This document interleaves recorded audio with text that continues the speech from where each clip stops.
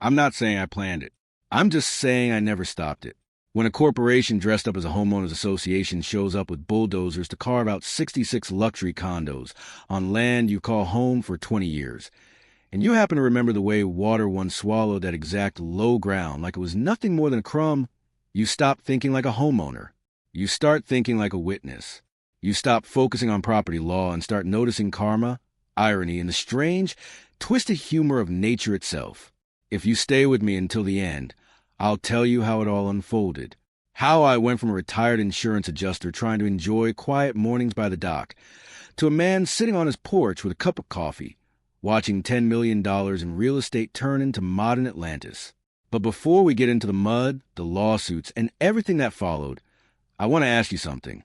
If you held the only secret that could save someone who had spent months trying to ruin your life, would you speak up, or would you let nature handle the rest?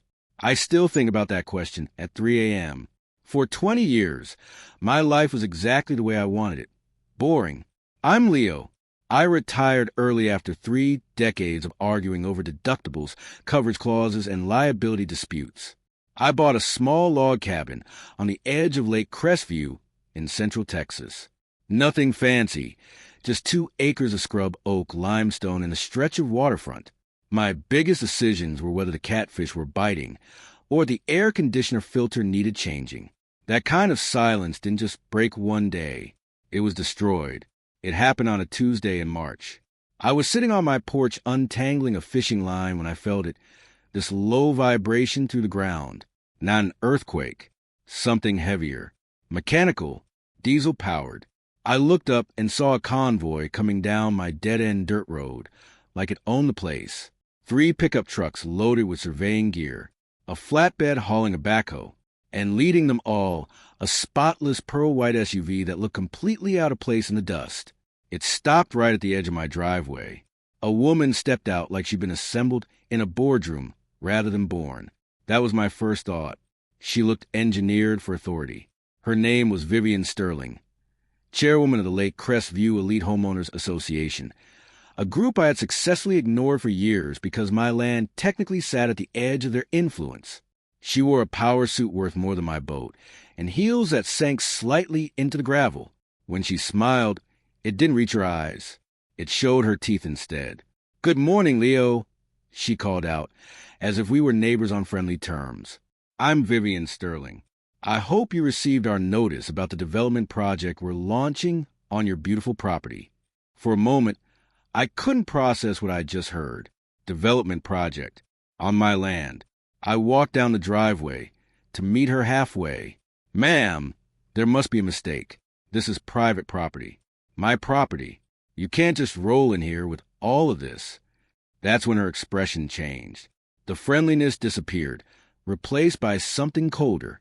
She reached into a thick leather portfolio and pulled out a document like she'd done this 100 times before. "Oh, Leo," she said softly, and the way she said my name made my skin crawl. "Did you actually read your purchase agreement from 2003?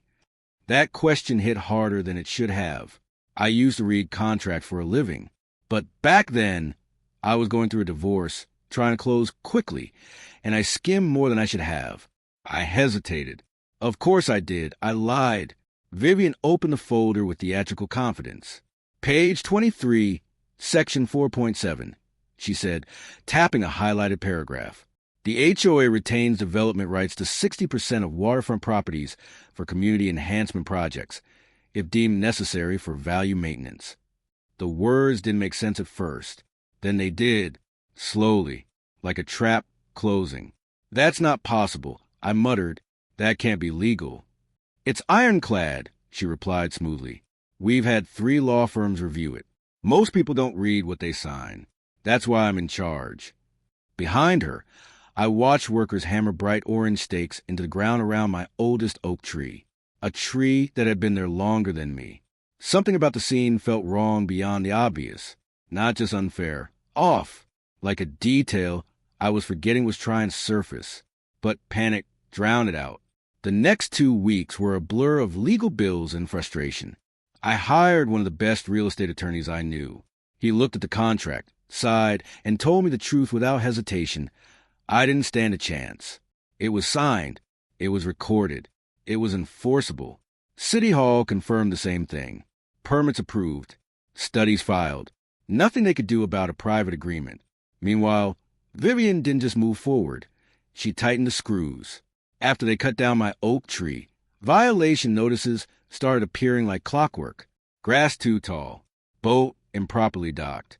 Minor infractions turned into constant fines. A few $100s at first, then more. By the second week, I was staring at a citation for unauthorized wildlife attraction. Because of a bird feeder, that was the moment something inside me snapped. I knocked over a box of old files in frustration, and scattered photographs spilled across the floor. Most were just memories I'd forgotten about, but one image stopped me cold. It was my cabin taken years before I owned it, and it didn't look like a cabin at all. It looked half submerged, water up the siding, trees sticking out of a brown, swollen lake.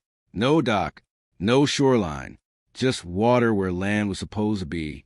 On the back, a date, August 1995. A memory clicked into place, so hard it felt physical. The Great Flood. Lake Crestview wasn't just a lake. It was part of a larger water system. Every few decades, under the right conditions, the basin overflowed in a massive cycle. I hadn't been here then, but I had heard the stories. I checked the calendar. We were 29 years into a 30-year cycle.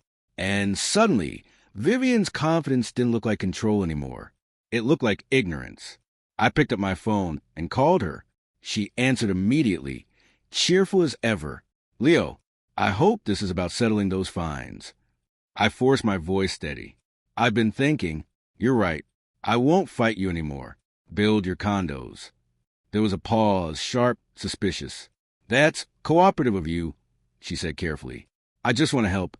I added, if you ever need local insight, I know this land better than anyone. When I hung up, I smiled for the first time in weeks. But it wasn't relief. It was recognition. The kind you get when you realize someone else has already stepped onto a path they don't understand and you're no longer in their way.